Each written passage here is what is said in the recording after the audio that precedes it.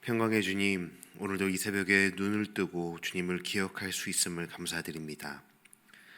세상의 다른 일과 문제보다 주님을 먼저 바라보게 하심을 감사드립니다. 우리의 어떤 죄와 연약함에도 용납하시고 붙드시어 하나님의 나라를 향한 믿음의 길을 걸을 수 있음을 찬양합니다. 날마다 기도하고 말씀을 읽지만 변하지 않는 우리의 완악함과 굳어질 대로 굳어져 주님의 말씀에 즉각적인 순종보다 망설임과 회피가 우선하지는 않았는지 정직히 돌아봅니다. 주님 아주 미약할지라도 조금씩 주님의 마음에 가까워지길 원합니다. 큰 일을 이루기보다 작은 일에 먼저 순종할 수 있는 믿음을 허락하여 주시옵소서. 연약한 우리를 도우시고 성령 하나님 우리를 인도하여 주시옵소서. 위로하신 하나님, 이 시간 내 삶의 주변에 크고 작은 어려움과 고난, 낙심과 상실로 인해 아파하며 눈물 흘리는 노푸드 독서의 가족들과 이웃들을 위해 기도합니다. 우리가 아무리 공감을 노력하며 위로에 힘쓴다 하여도 주님의 위로와 공감에 비할 수 없음을 고백합니다.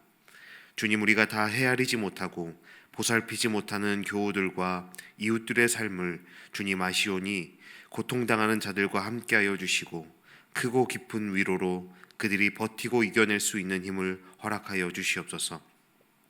그리고 부족하고 미숙하기에 말로 위로하기엔 한계가 분명하지만 그럼에도 아파하는 이웃들과 함께 있어줄 수 있는 우리 교회가 되게 하여 주시옵소서. 의에 줄이고 목마른 교회라는 올해 주제처럼 하나님과 내가 그리고 하나님과 우리 주변의 이웃들이 바른 관계로 세워질 수 있도록 우리를 거룩한 통로로 사용하여 주시옵소서. 주님, 최근에 우리 교회의 많은 이들이 사랑하는 가족들을 주님 품으로 떠나보냈습니다. 상황이 어떻든 사랑하는 이를 더 이상 이 땅에서 우리의 눈으로 볼 수 없다는 사실이 너무나 큰 상실의 아픔이 될 것이지만 그럴 때 더더욱 하나님 나라의 영원한 시간과 삶을 바라보며 이 땅에서의 잠깐의 이별의 슬픔에 매몰되지 않도록 붙드시고 위로하여 주시옵소서. 주님, 또한 아직도 계속되는 산불이 서울 면적의 절반을 태우고 있습니다. 수십 명이 생명을 잃었고 그 피해는 추산하기도 어려울 정도입니다. 주님, 하루속히 산불이 진화되게 하셔서 무너진 이들의 삶이 그리고 아름다운 자연이 다시 회복될 수 있도록 주님 도와주시옵소서. 영광의 주님, 오늘도 우리에게 허락하시는 말씀을 통해 하나님의 뜻을 더 깊이 깨닫게 하시고 말씀대로 순종하는 모든 예배자들 되게 하여 주시옵소서. 이곳 예배당에서 또 각자의 치열한 삶의 자리에서 하나님의 말씀에 귀 기울이는 모든 주의 자녀들을 기억하여 주시고 그곳이 어디든 하나님을 초청하여 만나는 그것이 거룩한 예배 자리가 되게 하여 주시옵소서. 감사드리며 예수 그리스도의 이름으로 기도드립니다. 아멘. 오늘 우리에게 주시는 하나님의 말씀은 누가복음 16장 14절로 31절까지의 말씀입니다. 누가복음 16장 14절부터 31절까지 말씀 저와 여러분이 한 절씩 교독하시고 31절 말씀은 합독하도록 하겠습니다. 하나님의 말씀입니다. 바리새인들은 돈을 좋아하는 자들이라 이 모든 것을 듣고 비웃거늘 예수께서 이르시되 너희는 사람 앞에서 스스로 옳다 하는 자들이나 너희 마음을 하나님께서 아시나니 사람 중에 높임을 받는 그것은 하나님 앞에 미움을 받는 것이니라. 율법과 선지자는 요한의 때까지요 그 후부터는 하나님 나라의 복음이 전파되어 사람마다 그리로 침입하느니라. 그러나 율법의 한 획이 떨어짐보다 천지가 없어짐이 쉬우리라. 무릇 자기 아내를 버리고 다른 데 장가드는 자도 간음함이요 무릇 버림당한 여자에게 장가드는 자도 간음함이니라. 한 부자가 있어 자색 옷과 고운 베옷을 입고 날마다 호화롭게 즐기더라.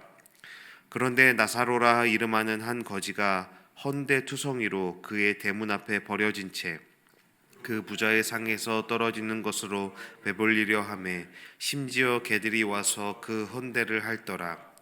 이에 그 거지가 죽어 천사들에게 받들려 아브라함의 품에 들어가고 부자도 죽어 장사되매 그가 음부에서 고통 중에 눈을 들어 멀리 아브라함과 그의 품에 있는 나사로를 보고 불러 이르되 아버지 아브라함이여 나를 긍휼히 여기사 나사로를 보내어 그 손가락 끝에 물을 찍어 내 혀를 서늘하게 하소서. 내가 이 불꽃 가운데서 괴로하나이다. 아브라함이 이르되 예 너는 살았을 때에 좋은 것을 받았고 나사로는 고난을 받았으니 이것을 기억하라. 이제 그는 여기서 위로를 받고 너는 괴로움을 받느니라. 그뿐 아니라 너희와 우리 사이에 큰 구렁텅이가 놓여 있어 여기서 너희에게 건너가고자 하되 갈 수 없고 거기서 우리에게 건너올 수도 없게 하였느니라. 이르되 그러면 아버지여 구하오니 나사로를 내 아버지의 집에 보내소서. 내 형제 5이 있으니 그들에게 증언하게 하여 그들로 이 고통받는 곳에 오지 않게 하소서. 아브라함이 이르되 그들에게 모세와 선지자들이 있으니 그들에게 들을지니라. 이르되 그렇지 아니하니이다. 아버지 아브라함이여 만일 죽은 자에게서 그들에게 가는 자가 있으면 회개하리이다. 이르되 모세와 선지자들에게 듣지 아니하면 비록 죽은 자 가운데서 살아나는 자가 있을지라도 권함을 받지 아니하리라 하였다 하시니라. 아멘. 예, 오늘도 귀한 자리 함께 예배하게 되어서 참 감사합니다. 또 귀한 자리 오셔서 정말 주님께서 우리 모임과 이 예배를 기뻐하신 줄 믿습니다. 우리가 신앙 생활을 하면서 또 시작하면서 믿습니다라는 고백으로 우리는 신앙의 삶을 시작합니다. 그런데 믿음이라는 것이 단지 입술의 고백만으로는 완성되지 않는다라는 것을 우리는 너무나 잘 알고 있지요. 예수님은 우리의 삶의 태도와 또 열매를 통해 참된 깊이를 드러내십니다. 이 누가복음은 처음부터 줄곧 한 가지 주제가 이어지고 있습니다. 가난한 자, 억눌린 자를 향한 하나님의 긍휼을 강조해 왔습니다. 마리아의 찬가에서도 또 세례 요한의 외침 속에서도 예수님의 공생의 첫 설교에서도 가난한 자에게 복음을 전하러 오셨다는 하나님 나라의 분명한 방향이 전해지고 드러나고 있습니다. 하나님의 나라에 속한 백성이 누구인지 어떤 삶을 살아야 하는지 분명하게 말씀하고 있는 것이죠. 그런 주제 맥락에서 오늘 본문을 살펴보자면 두 가지 장면이 이어지고 있습니다. 첫 번째는 전문맥에서 예수님의 말씀을 듣고 예수님의 교훈을 듣고 비웃는 바리새인들의 모습이 보여지고 있고, 두 번째는 우리가 너무나 잘 알고 있는 부자와 나사로의 비유가 이어지고 있습니다. 이 두 장면이 서로 독립된 따로따로 기록된 그런 이야기가 아니라 예수님께서 무관심과 자기 의로 살아가는 사람들에게 주시는 강력한 경고의 메시지입니다. 이 말씀은 단지 바리새인만을 위한 책망이 아니라 오늘을 살아가고 있는 신앙인이라 또 신앙인으로 우리의 믿음을 고백하며 살아가는 우리 모두를 향한 교훈이고 하나님의 부르심인 것입니다. 먼저 본문 14절은 이렇게 시작하고 있습니다. 바리새인들은 돈을 사랑하는 자들이라 이 모든 것을 듣고 비웃거늘이라고 시작하고 있지요. 예수님의 재물에 대한 가르침을 듣고 있던 바리새인들은 예수님의 말을 듣고 희죽희죽 비웃기 시작합니다. 예수님의 불의한 청지기 비유의 메시지가 무엇라 말씀드렸습니까? 불의한 재물을 지혜롭게 사용하여 미래를 준비하라라는 내용이었습니다. 이 땅에서 우리에게 주어진 시간과 물질과 모든 상황들을 통해서 영원한 하나님 나라의 삶을 준비해야 한다라는 메시지가 전해지고 있었습니다.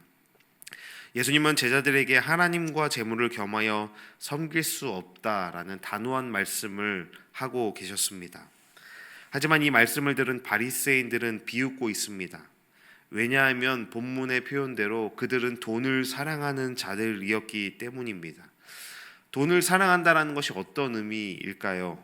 어제도 우리끼리 이야기라고 하면서 나누었지만 우리도 돈을 좋아하고 사랑하지요. 그런데 여기서 돈을 사랑한다라는 의미는 단지 돈이 있고 돈이 있는 자들을 말하는 것이 아니라 돈이라는 것을 삶의 기준과 가치로 최우선의 가치로 삼은 자들이라는 뜻이었습니다.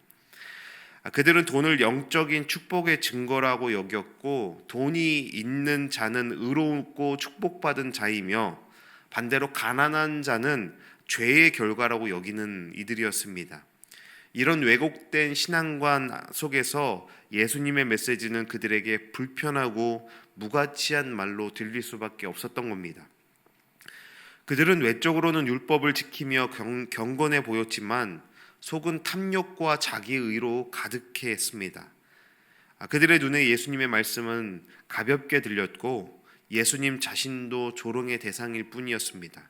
예수님은 그들에게 단호하게 말씀하십니다. 15절에 예수께서 이르시되 너희는 사람 앞에서 스스로 옳다 하는 자들이나 너희 마음을 하나님께서 아시나니 사람 중에 높임을 받는 그것은 하나님 앞에 미움을 받는 것이니라 라고 기록되어 있죠. 여기서 주목해야 할 단어는 미움을 받다라고 표현된 더 정확한 표현으로는 가증하다라는 단어입니다. 이 단어는 구약에서도 여러 번 사용되었는데 주로 언제 사용되냐면 우상 숭배자나 부정한 제사에 쓰이던 말입니다. 우상 숭배자를 향해서 가증했다. 부정한 제사를 하는 이들에게 가증한 이들이었다라고 말할 때 이 단어가 사용되었습니다. 즉 예수님은 겉으로는 율법을 지키는 척하면서 실제로는 돈을 섬기고 자기의 의를 추구하는 이들이야말로 하나님의 영광을 가로채는 우상 숭배자라고 말씀하고 있는 겁니다. 하나님 앞에 경건한 척하면서 예배를 드린다 하면서도 실제로는 다른 것을 더 사랑하고 따르던 이들에게 사용된 말, 바로 가증하다라는 것이죠. 이 바리새인들은 사람들 앞에서는 경건했습니다. 하지만 하나님 앞에서는 자기 의와 탐욕으로 가득 차 있었습니다. 그들은 종교적 의식을 통해 자신을 높였고 그 높아진 자리를 통해 지위를 통해 돈을 얻었습니다. 예수님은 그들의 외식을 꿰뚫어 보시며 그 안에 무관심이라는 죄, 탐욕이라는 우상, 교만이라는 병이 있음을 폭로하시는 겁니다. 이처럼 무관심은 단순한 차가움이 아니라 하나님 앞에서 탐욕으로 가득 찬 죄의 표현이라는 것이죠. C.S. 루이스는 순전한 기독교에서 이렇게 말하였습니다. 가장 큰 죄는 교만이며 그 교만은 언제나 다른 이들을 향한 무관심으로 드러난다. 교만이라는 죄는 자기 중심성입니다. 나 자신에게 집중하기 때문에 다른 이들을 돌아보지 않는 것이죠. 그래서 교만한 사람들은 언제나 다른 이들을 향한 무관심의 모습을 보이게 되는 겁니다. 여기 바로 이 교만한 바리새인들의 이 교만과 무관심은 결국 하나님 나라에서 자신을 분리시키는 죄가 되었던 것입니다. 바리새인들의 비웃음의 의미는 바로 그들이 교만이었습니다. 그리고 그 교만은 자신들이 긍휼을 받을 존재라는 사실조차 잊게 만든 심각한 병이었습니다. 이 단락에서 예수님은 그들에게 단호하게 말합니다. 너희가 보기에 경건해 보이는 그것은 하나님 보시기에 가증하고 거짓된 것일 뿐이다. 계속해서 예수님은 바리새인들의 비웃음과 자기의 무관심을 책망하신 뒤에 그 가르침을 보다 강하게 각인시키기 위해 부자와 나사로라는 비유의 말씀을 들려주시는 겁니다.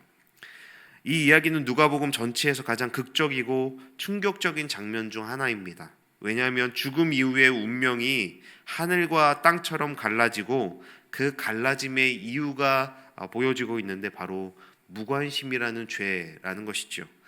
우리가 교회학교에서 주일학교에서 들었던 것처럼 부자이고 가난하기 때문에 천국과 지옥이 갈라지는 것도 아니고 부자가 나사로에게 못되게 했기 때문에 이 천국과 지옥이 갈라지는 것이 아니라 바로 이 부자의 잘못은 무관심이라는 자기 중심성이었다라는 것입니다. 예수님의 비유는 한 부자의 삶을 묘사하며 시작하지요. 예수님은 당시 사회의 두 인물을 극적으로 대조시키면서 말씀을 시작하는데, 먼저 부자의 모습을 살펴보면 19절 말씀에 이렇게 부자에 대해서 설명합니다. 한 부자가 있어 자색 옷과 고운 베옷을 입고 날마다 호화롭게 즐기더라. 이 부자는 자색 옷을 입었다라고 합니다. 그리고 매일같이 잔치를 벌였습니다. 자주색 옷은 당시 왕족이나 귀족만 입을 수 있는 아주 최고급 염색 옷감이었습니다. 또 여기서 고운 베옷을 입었다라고 하는데 아마도 이집트산 린넨으로 추정되며 부자들의 속옷으로 사용되던 사치품이었습니다.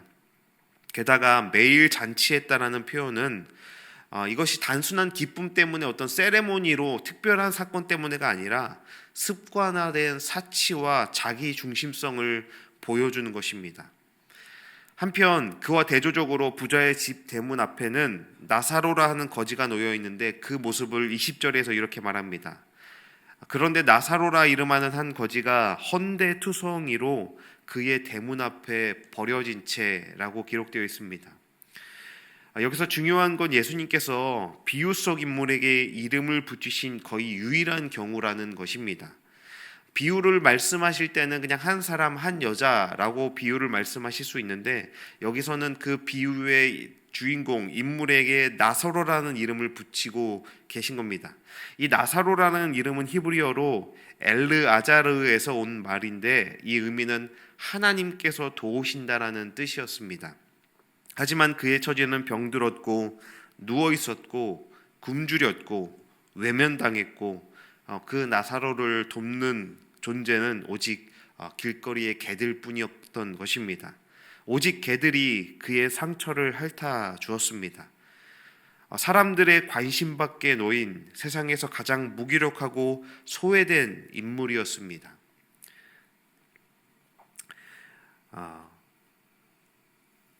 여기서 중요한 것은 이 예수님이 이 부자를 폭력적이다, 악하다라고 비난하지 않으신다라는 점입니다. 그는 단지 아무것도 하지 않고 있는 거죠. 나사로가 그의 문 앞에 있었다라는 그 사실을 알면서도 매일마다 사치스러운 잔치를 벌이고 있으면서도 그의 고통을 외면하고 그 나사로라는 그의 존엄에 무관심했을 뿐이었습니다. 그리고 이 무관심은 결국 죽음 이후 극명한 반전을 맞이하게 되는데, 결국 두 사람의 운명은 죽음 이후에 완전히 반전이 됩니다. 22절 23절인데 죽은 후에 나사로는 하나님의 위로를 받는 자리, 아브라함의 품에 안기고 부자는 고통스러운 음부에서 불꽃 가운데 괴로워하고 있지요. 나사로는 아브라함의 품에 안기고 부자는 음부의 고통을 당하고 있습니다. 이 장면은 단순히 지옥 간다라는 공포를 비유적으로 주는 것이 아닙니다. 우리는 이 본문을 읽으면서 왜 부자가 고통을 당하게 되었는가를 질문하고 묵상해야 합니다. 그는 도둑질도 하지 않았습니다. 폭력을 행하지도 않았습니다. 음란의 죄를 짓지도 않았습니다. 도덕적, 윤리적 죄를 범하지 않았습니다. 단지 자신의 문 앞에, 자기 집 문 앞에 있는 나사로를 외면했을 뿐인 겁니다. 자기만을 위해 살고 이웃의 고통이 철저히 무관심했기 때문에 그는 하나님 나라에 합당한 사람이 아니었다라는 것이죠. 여러분, 이것은 매우 충격적인 메시지입니다. 왜냐하면 오늘날 교회를 다니는 많은 이들도, 그리고 제 삶을 돌아봤을 때 내가 나쁜 짓을 하지 않았으니 괜찮다, 내가 드러나는 죄를 범하지 않았으니 괜찮다라는 생각에 빠져있는 이들이, 그런 신앙인들이 많기 때문입니다. 하지만 하나님은 분명히 이 메시지를 통해 말씀하고 있는 거예요. 무관심도 죄이다. 그리고 그 죄는 영원한 결과를 낳는다. 하나님의 긍휼을 전하지 않는 이는 하나님 나라에서 먼 자다라는 경각심을 우리에게 말씀하시는 겁니다. 라인홀드 니버라는 분이 이렇게 말합니다. 우리가 하나님 앞에서 책임져야 할 가장 큰 죄는 악을 행한 것이 아니라 선을 알면서도 외면한 죄다. 여러분, 부자는 단지 자신의 삶을 살았을 뿐이라고 생각했을 거예요. 그러나 그 삶은 나사로의 존재를 무시한 삶이었고 하나님의 마음과 전혀 닿아 있지 않은 삶이었습니다. 그 결과 부자는 아브라함에게 이렇게 간청합니다. 24절에 불러 이르되 아버지 아브라함이여 나를 긍휼히 여기사 나사로를 보내어 그 손가락 끝에 물을 찍어 내 혀를 서늘하게 하소서. 내가 이 불꽃 가운데서 괴로워하나이다. 이것이 무관심, 다른 이들을 향한 긍휼의 마음을 흘려보내지 않은 죄의 결과인 것이죠. 그러나 아브라함은 대답합니다. 25절 26절에 아브라함이 이르되 예 너는 살았을 때 좋은 것을 받았고 나사로는 고난을 받았으니 이것을 기억하라. 이제 그는 여기서 위로를 받고 너는 괴로움을 받느니라. 그뿐 아니라 너희와 우리 사이에 큰 구렁텅이가 놓여 있어 여기서 너에게 건너가고자 하되 갈 수 없고 거기서 우리에게 건너올 수도 없게 하였느니라. 여러분, 건널 수 없는 이 간극은 단지 천국과 지옥을 구분하는 공간 개념이 아닙니다. 이 땅에서의 삶의 태도가 만들어낸 영적인 단절인 것입니다. 긍휼이 없었던 삶은 하나님과의 관계마저 단절시켰고 그 단절은 결국 죽음 이후에는 회복할 수 없는, 건널 수 없는 간극이 되어버린 것입니다. 우리가 하나님 앞에서 책임져야 할 가장 큰 죄는, 가장 무서운 죄는 선을 알면서도 행하지 않았던 죄가 아니겠습니까? 우리는 하나님의 뜻을 너무나 잘 알고 있습니다. 말씀에서 너무나 명확하게 하나님의 뜻과 하나님의 마음을 우리에게 말씀하고 있기 때문입니다. 하지만 우리가 순종하지 못하는 것, 하나님의 뜻대로 살지 않는 이유는 그러고 싶지 않기 때문이 아니겠습니까? 무관심은 그저 소극적인 실패가 아니라 영적인 파멸을 불러오는 죄라는 것을 예수님은 이 비유로 보여주고 계신 것입니다. 음부에서 고통받는 부자는 마지막 희망처럼 아브라함에게 또 한 번 간청합니다. 27절 28절에 이르되 그러면 아버지여 구하노니 나사로를 내 아버지의 집에 보내소서. 내 형제 5이 있으니 그들에게 증언하게 하여 그들로 이 고통받는 곳에 오지 않게 하소서. 지금 그는 너무 늦은 후회를 하고 있습니다. 자신은 이미 돌이킬 수 없다라는 것을 깨닫고 그나마 남은 가족이라도 이 길을 걷지 않게 하길 바랬던 것이죠. 그런데 아브라함은 매몰차게도 이렇게 대답합니다. 29절에 아브라함이 이르되 그들에게 모세와 선지자들이 있으니 그들에게 들을지니라. 여기서 모세와 선지자들이 의미하는 것은 구약 전체를 말합니다. 곧 구약을 통해서 선포되고 전해진 하나님의 말씀을 상징하는 것입니다. 하나님은 이미 말씀을 통해 긍휼과 정의를 말씀하셨고 나그네와 고아와 여인과 노인을 보살피라는 명령을 주셨습니다. 즉 예수님은 여기서 구약 전체 곧 하나님의 말씀은 이미 충분히 주어졌다라고 말씀하는 겁니다. 그럼에도 부자는 다시 말하죠. 30절에 이르되 그렇지 아니하나이다. 아버지 아브라함이여 만일 죽은 자에게서 그들에게 가는 자가 있으면 회개하리이다. 여기에 예수님의 메시지가 더 분명해집니다. 31절에 이르되 모세와 선지자들에게 듣지 아니하면 비록 죽은 자 가운데서 살아나는 자가 있을지라도 권함을 받지 아니하리라 하였다 하시니라. 모세와 선지자들에게 듣지 아니하면, 즉 선포된 말씀을 듣고 순종하지 않으면 누가 와서 전한들 그 말씀을 듣지 않을 것이다 라는 것이죠.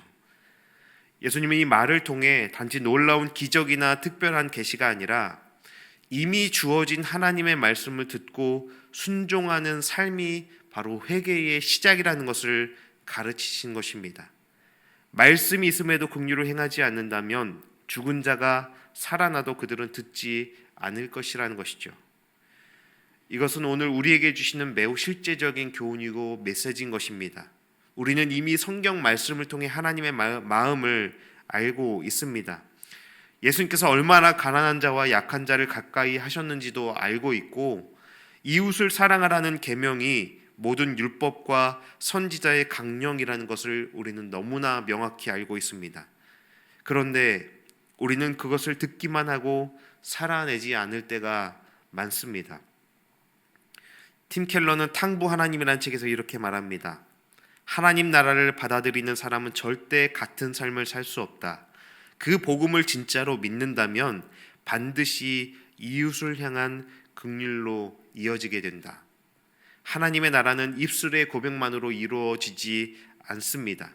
그 나라는 하나님의 긍휼을 받은 자가 그 긍휼을 이웃에게 흘려보내는 삶으로 증명되는 나라라는 것이죠. 계속해서 팀 켈러는 탕부 하나님에서 이렇게 말합니다. 복음은 죄인을 구원하는 이야기인 동시에 세상 속에서 약자를 돌보는 새로운 삶을 요구하는 능력이다. 예수님은 하나님 나라의 백성은 환대를 실천하는 자라고 이 비유를 통해 말씀하고 있습니다. 아브라함의 자녀는 그 이름을 주장하는 자가 아니라 긍휼을 행하는 삶으로 그 정체성을 드러내는 자라는 것입니다. 긍휼은 선택이 아니라 우리가 하나님 나라 백성이라는 정체성을 보여주는 하나님 나라의 주민등록증과 같은 것이라는 것이죠. 사랑하는 여러분이, 오늘 이 말씀은 단순히 과거 바리새인이나 부자에 대한 교훈으로 끝나는 것이 아닙니다. 너무나 현실적인 비유인 것이죠. 왜냐하면 오늘 이 순간에도 우리 주변에는 우리 삶의 문 앞에 놓여진 나사로가 존재하기 때문입니다. 그는 경제적으로 가난한 사람일 수도 있고 정서적으로 지쳐있는 이웃일 수도 있고 정말로 우리 가정의 한 사람일 수도 있습니다. 때로는 우리가 보지 않기로 한 사람들, 나와는 상관없는 일이라 여기며 지나친 이들일 수 있습니다. 믿음은 지식이 아닙니다. 진짜 믿음은 무관심을 이겨내고 손 내미는 삶으로 드러나는 것입니다. 하나님께 긍휼을 입은 자는 반드시 이웃에게 긍휼을 흘려보내야 하는 것이죠. 여러분, 오늘 이 말씀을 듣고 예배를 드리고 나서 이제 우리의 삶으로 이 말씀을 이어가길 원합니다. 예수님 우리 삶의 문 앞에 나사로를 두셨습니다. 우리 각자에게 감당하라고 또 살아내라고 명령하신 부르심의 자리가 있는 것입니다. 그들이 우리가 긍휼을 실천할 수 있는 하나님의 초청장이라는 사실을 잊지 마시기를 바랍니다. 우리에게 정의 헌금을이라는 것을 통해서 그 긍휼과 나눔을 실천하라고 말씀하신 이유가 바로 하나님 나라의 삶을 훈련하라는 초청인 것입니다. 우리의 삶을 돌아보며 우리 문 앞에 방치되고 놓여진 나사로를 돌아보며 하나님의 긍휼과 자비를 흘려보내는 오늘의 삶이 되기를 바랍니다. 그래서 가장 하나님 나라 백성답게 하나님 나라에 가까운 자들로 살아가는 오늘 우리의 삶이 되기를 주님의 이름으로 축원합니다. 오늘 이 말씀을 한 문장으로 우리가 읽으며 마음판에 새겨놓고 함께 기도하도록 하겠습니다. 함께 이 문장을 천천히 읽어보겠습니다.